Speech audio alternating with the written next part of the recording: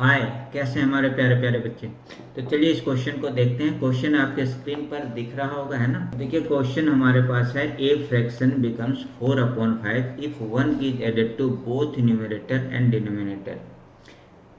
एक फ्रैक्शन 4/5 हो जाएगा, 4/5 हो जाएगा अगर उसके न्यूमरेटर और डिनोमिनेटर मतलब ऊपर और नीचे एक को ऐड कर देते हैं, एक को प्लस कर देते हैं, मतलब एक को जोड़ देते हैं। इफ हाउएवर 5 इज सब्ट्रैक्टेड है, जबकि अगर 5 को सब्ट्रैक्ट कर लेते हैं from both numerator and denominator, मतलब कि न्यूमरेटर और डिनोमिनेटर दोनों से अगर 5 को माइनस कर देते हैं तो फ्रैक्शन क्या हो जाता है, 1/2 हो जाता है। तो आपको बताना है फ्रैक्शन क्या होने वाला है। तो चलिए लेते हैं यहाँ पर इसका सॉल्यूशन। तो सबसे पहले लिखते हैं, let the fraction is equal to x/y।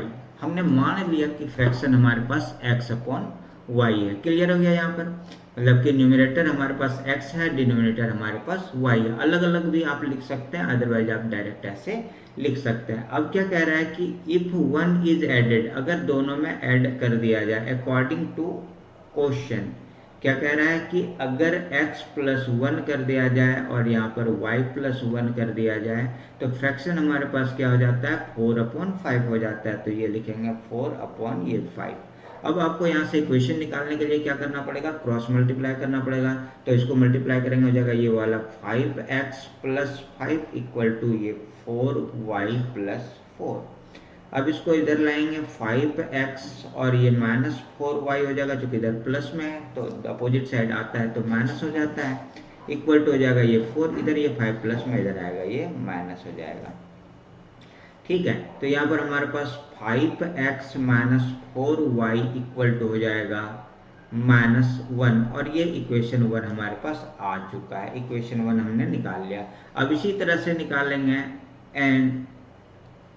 And क्या कह रहा है कि हाउएवर 5 इज सब्ट्रैक्टेड, अगर 5 को सब्ट्रैक्ट कर दिया जाए, मतलब कि x - 5 और इसी तरह से यहाँ पर y - 5 अगर मैं ले लेता हूँ तो ये हमारे पास 1/2 हो जाने वाला है। ठीक है, तो अब ये क्रॉस करेंगे तो ये हो जाएगा 2x - 10 इक्वल टू हो जाएगा y - 5। ये हो जाएगा 2x - y इक्वल टू -5 और ये वाला प्लस का 10। तो ये जाएगा 2x - y इक्वल टू हो जाएगा 5। ये हमारे पास इक्वेशन 2 निकल कर आ रहा है। तो दो इक्वेशन आपके पास हो चुके हैं, अब आप इसको सॉल्व कर लीजिए। तो पहला इक्वेशन हमारे पास है 5x - 4y इक्वल टू क्या था, एक बार चेक कर लेते हैं। 5x - 4y equal to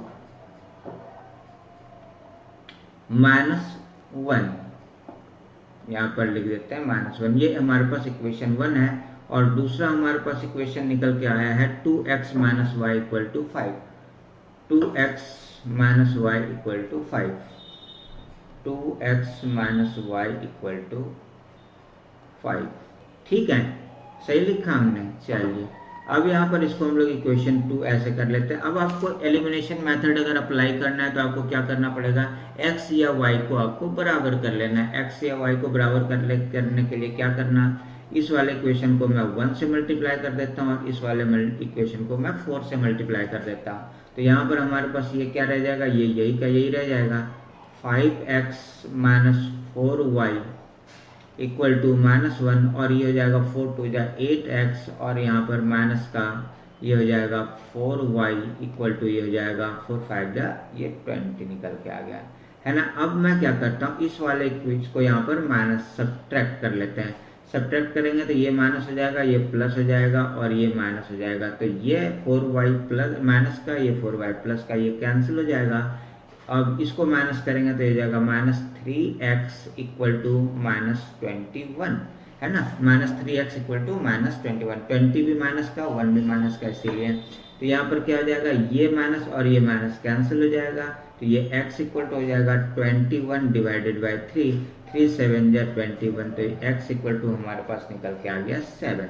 x का वैल्यू हमने फाइंड कर लिया है। अब निकालते हैं y का value. Putting this value putting this value of, किसका निकाला हमने, x, तो यहाँ पे x इन इक्वेशन किस में पुट कर लें। चलिए तो दो इक्वेशन 2 थोड़ा आसान है, तो इक्वेशन 2 में मैं पुट कर लेता हूँ, किसी में पुट कर सकते हैं, कोई अंतर नहीं पड़ता। यहाँ पर ये हो जाएगा 2 और x के जगह पर आपको 7 पुट कर देना है। 2 इंटू 7 ये है ना 2x माइनस वाई, तो 2 into 7 minus y equal to यहाँ पर 5, तो 7 2 जा ये हो गया 14 माइनस वाई इक्वल टू 5, तो ये हो गया minus y equal to 5 minus 14, तो यहाँ पर हो जाएगा माइनस वाई इक्वल टू ये हो जाएगा आपके पास माइनस 9, ये और ये कैंसिल हो जा रहा है, माइनस माइनस कैंसिल, तो y इक्वल टू हो गया हमारे पास 9। तो फ्रैक्शन इक्वल टू क्या निकल के आएगा, fraction equal to x upon y, यही था ना। तो x का वैल्यू हमारे पास 7 है, y का वैल्यू हमारे पास 9 है, ये हो गया हमारा आंसर 7 अपॉन 9। ठीक है, अब आप अगर इसको वेरीफाई करना चाहें, चेक करना चाहें कि भाई ये वाला आंसर सही है या नहीं, तो यहाँ पर देखिएगा, अगर मैं 7 में 1 प्लस कर देता हूँ और 9 में अगर मैं 1 प्लस कर देता हूँ, तो ये वाला हो जाएगा 8 अपॉन में 10, तो यहाँ पर हो जाएगा 2 4 जा 8, 2 5 जा 10, देखिए 4 अपॉन 5 आ जा रहा है ना। इक्वेशन कह रहा था कि 4 अपॉन 5 आना चाहिए, आ गया। इसी तरह से अगर मैं 7 में से 5 माइनस कर दूं और 9 में से 5 माइनस कर दूं, तो यहाँ पर देखिएगा ये वाला 2 अपॉन में 4 हो रहा है, 2 1 जा 2, 2 2 जा 4, तो ये हो गया 1 अपॉन 2, मतलब कि दोनों ही चीज़ हमारा क्या हो रहा है, वेरीफाई हो रहा है, मतलब कि ये आंसर हमारा क्या है, बिल्कुल राइट है। तो उम्मीद है ये वाला क्वेश्चन आपको बिल्कुल तरीके से समझ में आ गया होगा।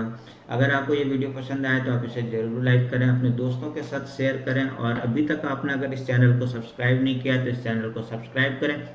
और अगर आप हमें सपोर्ट करना चाहते हैं तो आप किसी भी UPI ऐप के द्वारा इस वाले QR कोड को स्कैन कर सकते हैं। तो थैंक यू, मिलते हैं एक नए वीडियो में, तब तक के लिए धन्यवाद, बाय।